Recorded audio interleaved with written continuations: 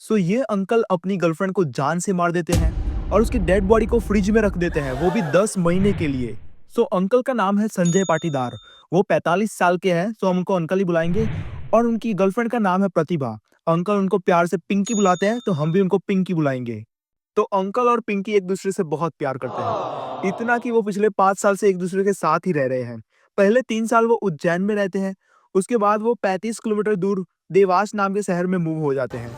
यहाँ वो वृंदावन धाम सोसाइटी में रेंट पे रहते हैं। अब ये 2024 की बात है। पिंकी अंकल को शादी के लिए प्रपोज करती है। ऑफ कोर्स उनके रिश्ते को अब 5 साल से ज्यादा का टाइम हो गया था, तो अब उनको शादी कर लेनी चाहिए।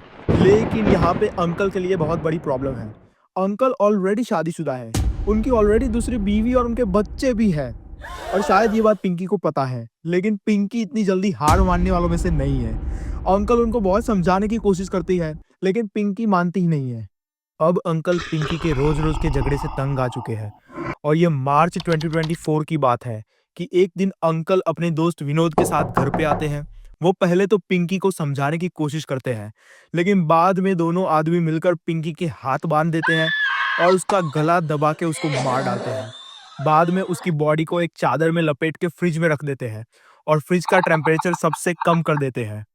अब अगले 3 महीने तक अंकल इसी घर में अपनी गर्लफ्रेंड की डेड बॉडी के साथ रहते हैं।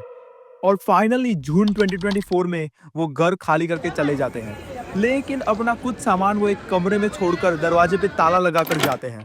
कुछ सामान जैसे कि हो गया अपना थोड़ा सा फर्नीचर, फ्रिज, गर्लफ्रेंड की डेड बॉडी, फलाना ढिमकाना। और अगले ही महीने वहां पे एक नया टेनेंट रहने के लिए आ जाता है। उसका नाम है बलवीर। वो बलवीर अपनी वाइफ और 2 बच्चों के साथ वहां पे रहने के लिए आता है। और अंकल उनको बोलते हैं कि वो एक ना एक दिन आकर वो कमरे में से सारा सामान ले जाके उनको कमरे की चाबी दे देंगे। लेकिन 5 महीने बीत जाते हैं, अंकल अभी तक सामान लेने के लिए नहीं आते हैं। और इस बात से बलवीर को बहुत गुस्सा आता है, क्योंकि पहली बात तो वो रेंट पूरे घर का पे कर रहा है, लेकिन उसको पूरा घर इस्तेमाल करने को नहीं मिल रहा है। और दूसरी बात, पता नहीं क्यों घर का लाइट बिल बहुत ही ज्यादा आता है। तो फाइनली वो मकान मालिक से परमिशन लेता है और उस कमरे का ताला तोड़ देता है। और उसको पता चलता है कि फ्रिज अभी भी चल रहा है। वो फ्रिज बंद करके उस कमरे को फिर से ताला लगा देता है। और कुछ ही दिनों में पूरे मोहल्ले में लाश की बदबू आना चालू हो जाती है। सबको पता चल जाता है कि बदबू कमरे से आ रही है। बलवीर पुलिस को फोन करता है। पुलिस आकर जैसे ही फ्रिज का दरवाजा खोलती है, पिंकी की लाश बाहर गिर जाती है। पुलिस आसपास वालों से सवाल भी करती है, लेकिन सब पिंकी के बारे में अच्छी बातें बताते हैं कि कैसे पिंकी सबसे मिलजुल कर रहती थी और भगवान की भक्ति में भी वो हिस्सा लेती थी।